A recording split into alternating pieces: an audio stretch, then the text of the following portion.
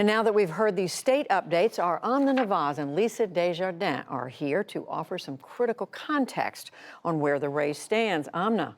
Thank you, Judy. It's a good chance to remind everybody where that race for 270 stands right now. Take a look at the totals for Mr. Biden, 264, for President Trump, 214. And we should remind folks that total for Vice President Biden includes Arizona. If you take a look at Arizona right now, those 11 electoral votes went to him on Wednesday in the early morning hours when the AP called that race for Mr. Biden.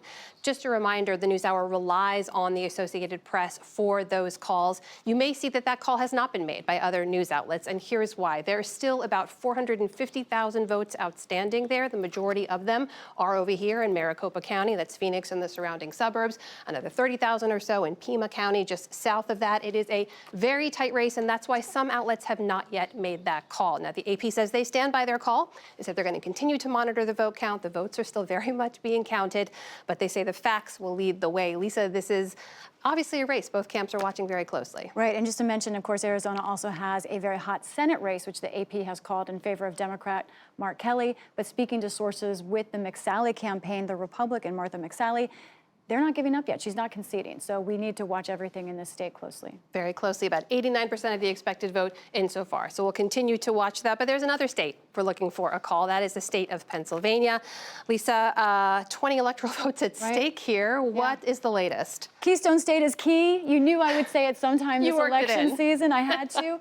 What's interesting about this red and blue map here, Amna, is that there are very few changes from 2016. One of them is up here on the New Jersey border, right here. These two counties, actually. Monroe County, red, now Northampton, blue. This is a new pickup for the Democrats right here. These are very close counties. And one thing I want to say that is probably on most people's minds, these are two counties that have finished counting, including their mail-in vote. They expected to be finished today. They should be finished today. So the big question is, I know Dan Bush was talking about this, where are all these votes that still are left to be counted?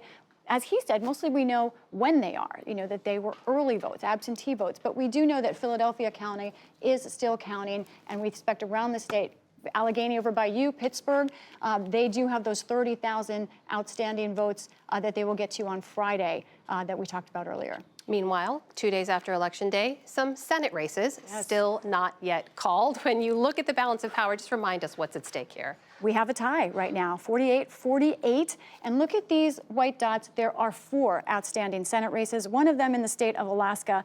That is seen as a race that will likely go Republican, but Alaska takes a good amount of time to count. So let's not talk about Alaska for a second. The fate of the Senate really resides in those 3 other Senate races, 2 of those Senate races in Georgia.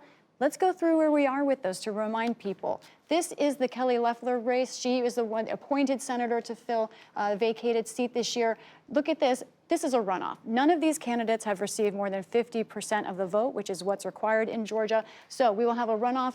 Doug Collins, the congressman, will not make the runoff. Instead, Republican Kelly Loeffler will go up against Raphael Warnock, pastor from Atlanta. We will have this result in January. Let's look at the other Georgia race.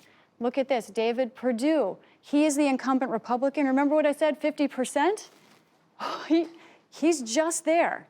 He may fall below it because in Georgia, we understand the votes coming in still are largely from Fulton County. That is in Atlanta. And I think that when you look at Georgia, I want to also talk about a suburban county right outside of Atlanta, Cobb County.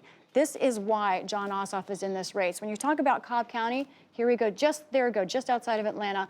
Hillary Clinton narrowly won this county. It's the second largest county in the state, and it's diversifying. This is where we're seeing massive growth in terms of minorities, about 51% right now, white residents, black residents, about 28%, and Hispanics have really grown there. So this is why Democrats feel good about Georgia in the future. The question is, can they pick up this Senate race now? I believe there's a deeper look if we want to see where people are voting in Cobb County. This is still very much, so many good graphics. No, let's take a look at this. Here we go. Here's the deal. This is why Jon Ossoff is in the race still. 54% in this very heavily populated suburban county, Cobb County. And you see Perdue lagging behind clearly up there just in the north outside of Atlanta. A lot at stake in the Senate. There's another key race as yet to be called. That's in the state of North Carolina. The Democrat Cal Cunningham has been challenging the Republican first-term incumbent Thom Tillis. Lisa, bring us up to speed. Right. This is another one that could be a squeaker, and it really depends on the amount of turnout that came out for Joe Biden versus President Trump. And let's look at where the map looks like in terms of who voted and how in North Carolina. Whereas in Georgia, if you break it down, you saw more like red dots down near the bottom. Look at North Carolina. It's hard, I know, for viewers to see, but most of these counties have red and blue dots in them. This is a more purple state inside each county. And what Democrats have done here is they've just outpaced Republicans by huge margins in the city. We see this all around the country. What we're doing now is we're just waiting for some of those final votes to come in, 93% of the expected vote.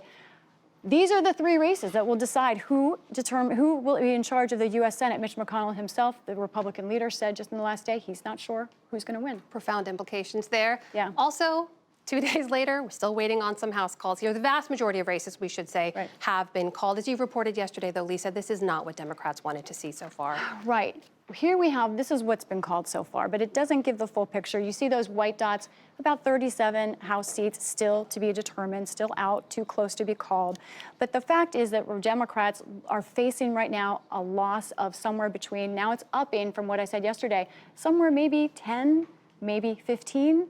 They have a majority of 17 seats right now. So it looks like Democrats, Speaker Nancy Pelosi is facing a very small margin for her Democrats. My reporting is that there was quite somewhat of a contentious call among Democrats today. And talking to Democrats who say what happened, they say that they really lost on a few issues, including, they believe, in Florida. They were really pegged with the idea that Democrats are too socialist and that cost them House seats.